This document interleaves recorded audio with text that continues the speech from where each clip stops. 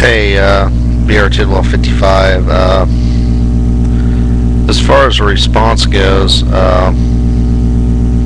don't know really what to say. Honestly, don't really disagree on any particular point. The criticisms that you bring out of Ubuntu are fair. I've brought them out myself.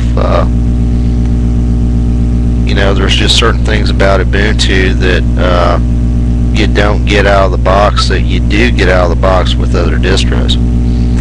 And and that kind of goes back to you're talking about how Linux distributions sort of develop and grow, and the forking and the differences in philosophy and whatnot. And a lot of the reasons why Ubuntu does not have a lot of the things out of the box that other distros have, stem back to a difference in the philosophy of where they grew up from. Ubuntu is a Debian-based distribution, and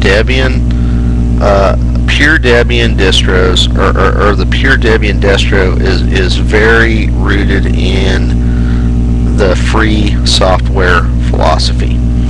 And for folks who don't know, when it comes to free operating systems, there's actually two separate and distinct communities out there. You have the free software community, you have the open source community. The vast majority of Linux distributions are coded by and developed by folks who generally follow the open source camp.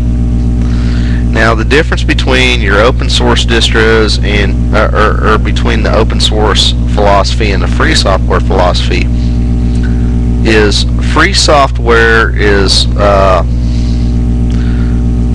it's almost a religious, well, maybe that's too strong. It is a philosophy that says that all software should be available. The source code should be available to anyone who wants it to modify and then share back, and whatever. It's almost a moral argument that it's immoral to put any licensing encumbrances on software. Okay. Open source, on the other hand, is really more of a development model. Open source says it's a good idea to open up your source code so that people can look at it and people can improve it, and everyone benefits from being able to look at open source code. Now,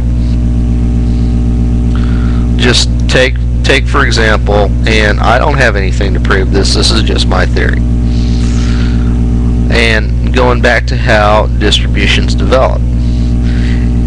Let's say you take a distribution like PC Linux OS, which, if you sort of get into the DNA of that particular distro, it's based on Mandriva, which was based on Mandrake, which was based on Red Hat.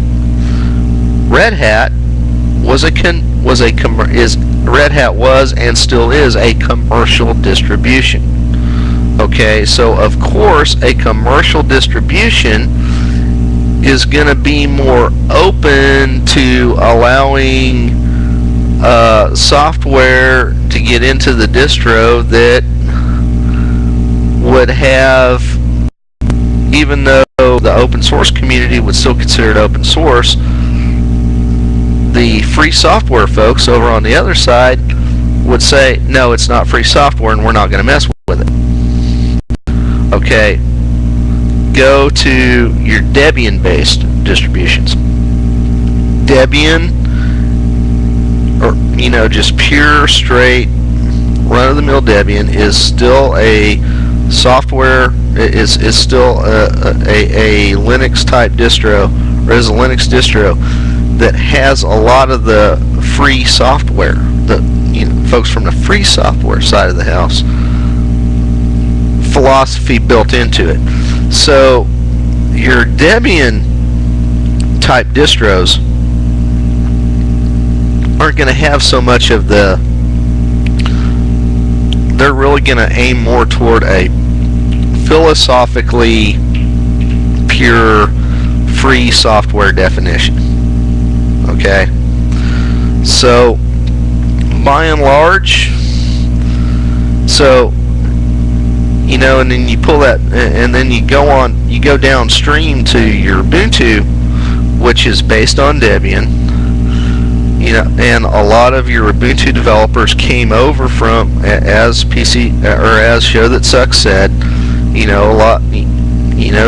Ubuntu picked up a lot of Debian developers, okay, and they brought with them that sort of more of a free software versus open source software philosophy.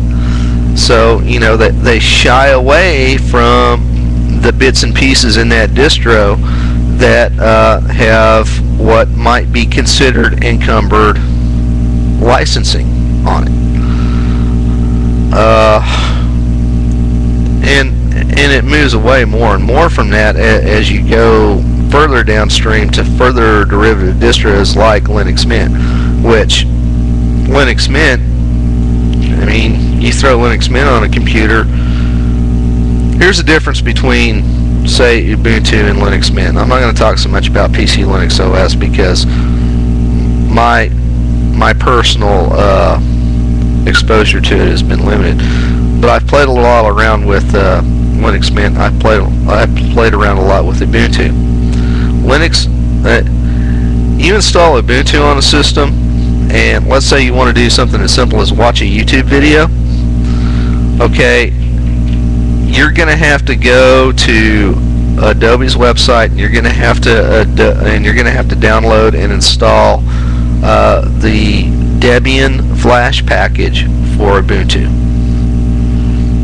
and then you can watch YouTube videos. Okay, Linux Mint, you don't have to do that. Go to youtube.com, click on a video, you're going to watch it. You don't have to download anything. Okay? Similar story with a bunch of other multimedia type codecs. Now, there are legal issues involved, and go through my channel. I've talked about the Digital Millennium Copyrights Act and all of that stuff. There's a lot of reasons. There are questionable legal reasons why you can't, say, watch a DVD on a Linux machine. Okay. Honestly, there are some distributions that ignore that, and there's a lot of users out there, myself included, that ignore that crap too. But anyway, that's kind of what you got out there, and I don't know if I've addressed everything. I'm not bashing PC Linux OS. I think it's a good distro. There are a lot of good Linux distros out there, and there's a lot of different reasons why people pick the Linux distro that they pick. The assertion that Ubuntu has set Linux back, I don't agree with that. I think more than any other distro, I think Ubuntu has made Linux on the desktop more accessible to a lot of people because they got in on the netbook craze. And a lot of netbook makers picked Ubuntu. I'm recording this now on Ubuntu Netbook Remix. Yeah, I had to add some codecs, but I'm still recording this on Ubuntu Netbook Remix. So that's all I got to say. Thanks for watching. I'm coming up on time, and looking forward to Show That Sucks response or anyone else's. Night.